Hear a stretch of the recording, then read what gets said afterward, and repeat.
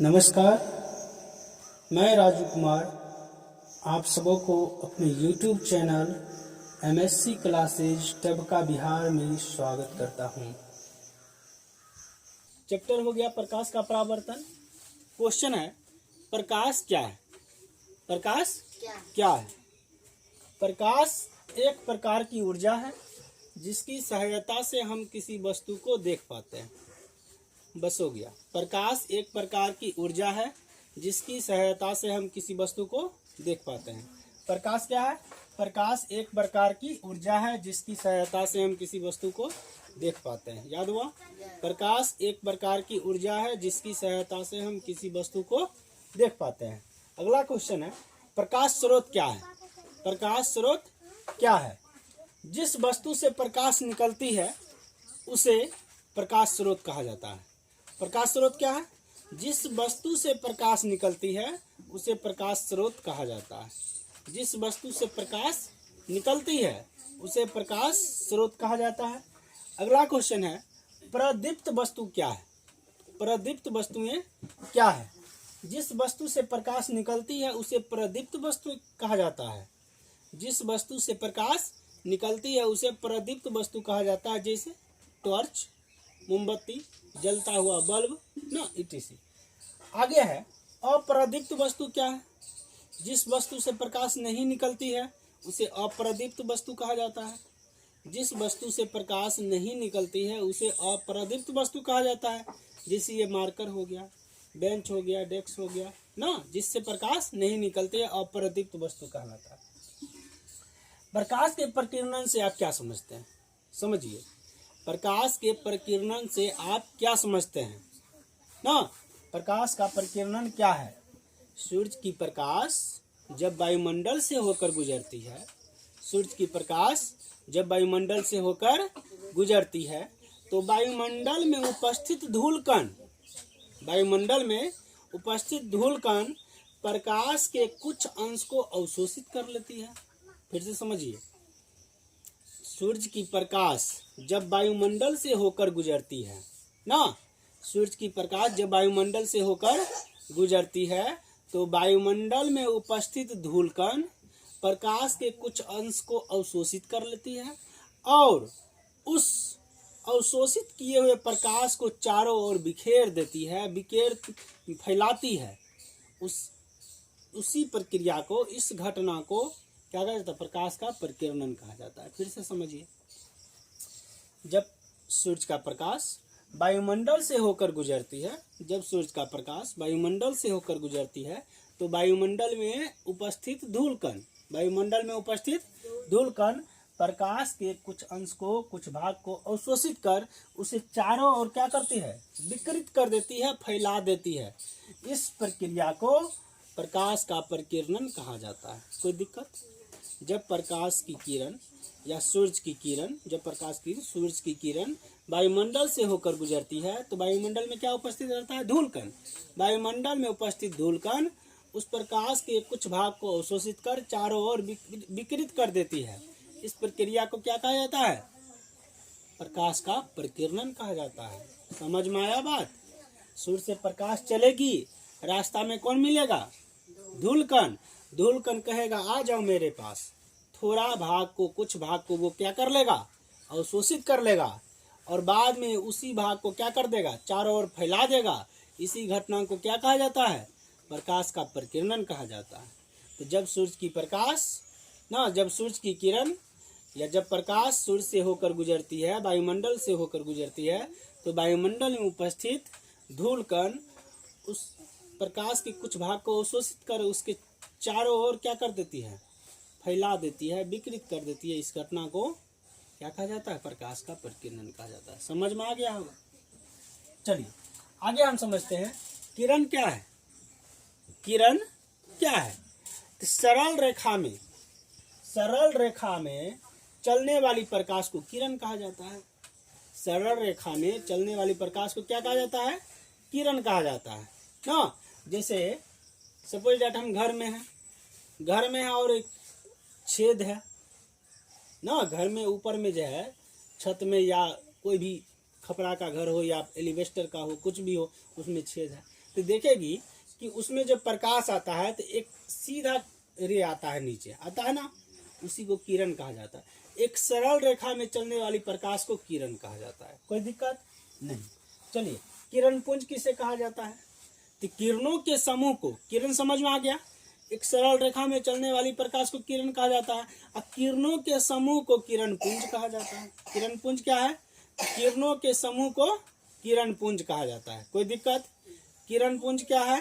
किरणों के समूह को किरण पुंज कहा जाता है। आगे समझिए, किरण पुंज कितने प्रकार के होते हैं और कौन कौन? किरण पुंज कितने प्रकार के होते हैं और कौन कौन? किरण पुंज 3 प्रकार के होते हैं। किरण पुंज कितने प्रकार के होते हैं? किरण पुंज 3 प्रकार के होते हैं। अपसारी किरण पुंज, समानांतर किरण पुंज, अभिसारी किरण पुंज। फिर से याद कीजिए, अपसारी किरण पुंज, समानांतर किरण पुंज और अभिसारी किरण पुंज। अपसारी, समानांतर, अभिसारी। अपसारी, समानांतर, अभिसारी। याद हुआ? चलिए आगे है, अपसारी किरण पुंज किसे कहा जाता है? अपसारी किरण पुंज किसे कहा जाता है?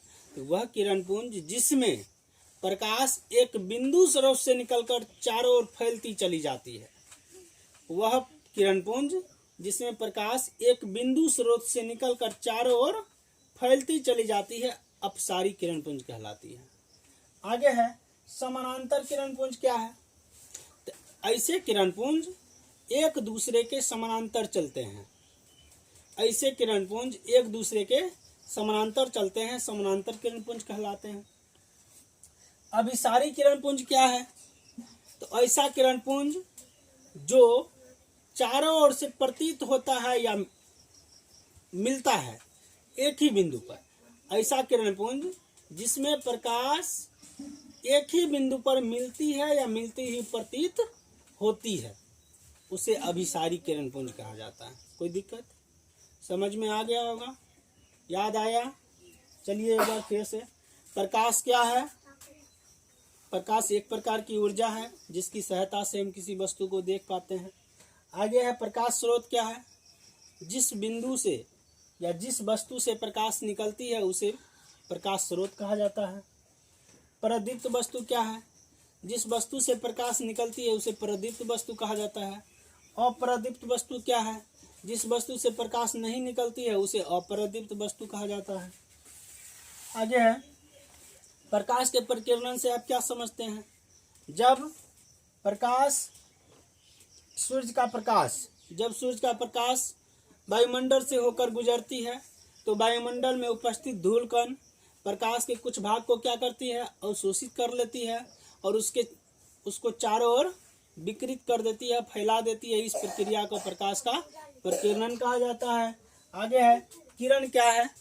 एक सरल रेखा में चलने वाली प्रकाश को किरण कहा जाता है। किरण पुंज क्या है? किरणों के समूह को किरण पुंज कहा जाता है। किरण पुंज कितने प्रकार के होते हैं और कौन कौन? किरण पुंज 3 प्रकार के होते हैं। अपसारी किरण पुंज, समानांतर किरण पुंज और अभिसारी किरण पुंज। क्वेश्चन उठता है कि अपसारी किरण पुंज क्या है?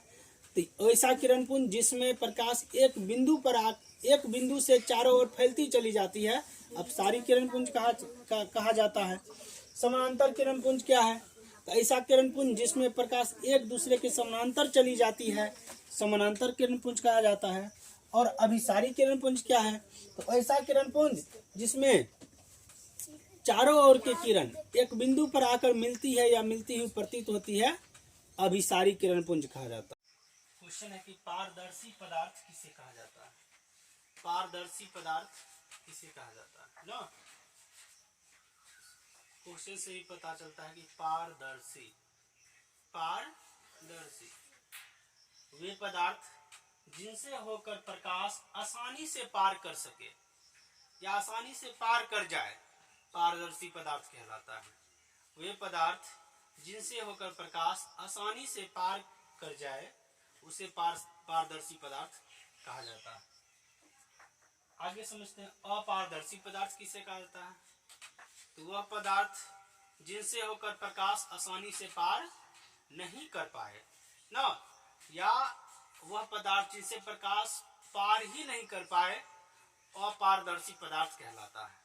वह पदार्थ जिनसे होकर प्रकाश पार नहीं कर पाए अपारदर्शी पदार्थ कहलाता है। अगला क्वेश्चन है पारभासी पदार्थ किसे कहा जाता है? तो वे पदार्थ जिनसे होकर प्रकाश के कुछ अंश ही पार कर सके, वे पदार्थ जिनसे होकर प्रकाश के कुछ अंश ही पार कर सके पारभासी पदार्थ कहलाता है। जैसे में तेल लगा हुआ कागज, घिसा हुआ कांच इत्यादि ना। तो अभी तक हम समझे पारदर्शी पदार्थ कुछ नहीं है, सिंपल है, जिनसे होकर प्रकाश आसानी से पार कर जाए पारदर्शी पदार्थ कहलाता है। अपारदर्शी पदार्थ क्या है? तो जिनसे होकर प्रकाश पार नहीं कर पाए अपारदर्शी पदार्थ कहलाता है। पारभासी पदार्थ क्या है? तो जिनसे होकर प्रकाश के कुछ अंश ही पार कर पाए पारभासी पदार्थ कहलाता है। यहाँ तक समझ गए? चलिए आगे समझते हैं। प्रकाश का परावर्तन किसे कहा जाता है ना? सबसे भी है, प्रकाश का परावर्तन किसे कहा जाता है? जब प्रकाश की किरण किसी समतल सतह पर पड़ती है और उससे टकराकर पुनः वापस लौट जाती है तो इस घटना को प्रकाश का परावर्तन कहा जाता है। समझ में आ गया? फिर से समझिए। जब प्रकाश की किरण किसी समतल सतह पर पड़ती है और उससे टकराकर पुनः वापस लौट जाती है तो इस घटना को प्रकाश का परावर्तन कहा जाता है। फिर से समझिए। जब प्रकाश की किरण किसी समतल सतह पर पड़ती है और उससे टकराकर पुनः वापस लौट जाती है तो इस घटना को प्रकाश का परावर्तन कहा जाता है। कोई दिक्कत? जब प्रकाश की किरण किसी समतल सतह पर पड़ती है और उससे टकराकर पुनः वापस लौट जाती है तो इस घटना को प्रकाश का परावर्तन कहा जाता है। कोई दिक्कत? आगे प्रकाश के परावर्तन के नियमों को लिखें। प्रकाश के परावर्तन के निम्नलिखित दो नियम हैं। प्रकाश के परावर्तन के निम्नलिखित दो नियम हैं। आपतित किरण, परावर्तित किरण और आपतन बिंदु पर डाला गया अभिलंब। आपतित किरण, परावर्तित किरण और आपतन बिंदु पर डाला गया अभिलंब तीनों एक ही सिद्ध में होते हैं। फिर से समझिए। आपतित किरण, परावर्तित किरण और आपतन बिंदु पर डाला गया अभिलंब तीनों एक ही सिद्ध में होते हैं। और दूसरा नियम हो जाएगा आपतन कोण परावर्तन कोण के बराबर होता है। आपतन कोण परावर्तन कोण के बराबर होता है। एग्जाम्पल समझिए। जैसे ये समतल सतह है ना, जब प्रकाश की किरण किसी समतल सतह पर पड़ती है, ये प्रकाश की किरण समतल सतह पर पड़ती है और इससे टकराकर पुनः वापस लौट जाती है तो इस घटना को प्रकाश का परावर्तन कहा जाता है। हो गया? आगे नियम में आइए। आपतित किरण, परावर्तित किरण और आपतन बिंदु पर डाला गया अभिलंब, ये आपतन बिंदु है, आपतन बिंदु पर डाला गया अभिलंब तीनों एक ही सिद्ध में होते हैं। ये क्या है? तीनों एक ही सिद्ध में होते हैं। ये क्या है? आपतित किरण। ये क्या है? परावर्तित किरण। ये क्या है? ये अभिलंब है ना। आपतित किरण, परावर्तित किरण और आपतन बिंदु पर डाला गया अभिलंब तीनों एक ही सिद्ध में होते हैं। और दूसरा नियम है कि आपतन कोण परावर्तन कोण के बराबर होता है। आपतन कोण परावर्तन कोण के बराबर होता है। I बराबर R। आपतन कोण परावर्तन कोण के बराबर होता है। चलिए अगला क्वेश्चन है कि आपतित किरण क्या है? अभी जो हम समझे कि आपतित किरण, परावर्तित किरण, आपतन बिंदु आया नहीं सब। तो आपतित किरण क्या है? तो जो प्रकाश किसी सतह पर पड़ती है ना, या किसी सतह पर पड़ने वाली किरण को आपतित किरण कहा जाता है। ये क्या है? ये सतह है ना, और ये सतह पर जो किरण पड़ती है आकर के उसे आपतित किरण कहा जाता है ना। तो जो किरण किसी सतह पर पड़ने वाली किरण को आपतित किरण कहा जाता है। जो किरण किसी सतह पर पड़ती है उसे आपतित किरण कहा जाता है। आगे है आपतन बिंदु क्या है?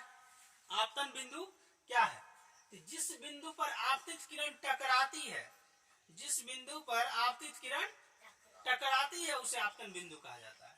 अब देखिए ये आपतित किरण था ना, और ये बिंदु पर आकर के टकराया, ये क्या हो गया? आपतन बिंदु। जिस बिंदु पर आपतित किरण आकर के टकराती है उसे आपतन बिंदु कहा जाता है। आगे समझिए। परावर्तित किरण किसे कहते हैं? जिस माध्यम में आपतित किरण सतह पर आती है और उसी माध्यम में वापस लौट जाती है तो उसे परावर्तित परावर्तित किरण कहते हैं। जिस माध्यम में, जैसे समझिए ये हवा से आया और हवा में ही वापस लौट गया, ये परावर्तित किरण हो गया। जिस माध्यम में आपतित किरण आती है और उसी माध्यम में वापस लौट जाती है, तो वापस लौटने वाली किरण को परावर्तित किरण कहा जाता है। जिस माध्यम में आपतित किरण आती है और उसी माध्यम में वापस लौट जाती है, वापस लौटने वाली किरण को परावर्तित किरण कहा जाता है। समझ में आ गया होगा? आगे समझिए। अभिलंब किसे कहा जाता है? कि किसी समतल सतह के किसी बिंदु पर खींचे हुए लंब को अभिलंब कहा जाता है। किसी समतल सतह पर, किसी समतल सतह के किसी बिंदु पर खींचे गए लंब को अभिलंब कहा जाता है। ये लंब है। किसी समतल सतह पर किसी बिंदु पर खींचे गए लंब को क्या कहा जाता है? अभिलंब कहा जाता है। ये क्या है? अभिलंब है। आगे समझिए। आपतित किरण, आपतन कोण किसे कहा जाता है? आपतित किरण और आपतन बिंदु पर खींचे गए अभिलंब। आपतित किरण ये रहा, आपतन बिंदु पर खींचा गया अभिलंब ये रहा। आपतित किरण और आपतन बिंदु पर खींचे गए अभिलंब के बीच के कोण को आपतन कोण कहते हैं। ये आय क्या हो गया? आपतन कोण। आगे है परावर्तन कोण। क्या है? तो परावर्तित किरण ये रहा और आपतन बिंदु पर खींचा गया अभिलंब के बीच के कोण को परावर्तन कोण कहा जाता है। कोई दिक्कत? ये हमारा हो गया आपतन कोण, ये हो गया परावर्तन कोण, ये हो गया आपतित किरण, ये हो गया परावर्तित किरण और ये हो गया अभिलंब।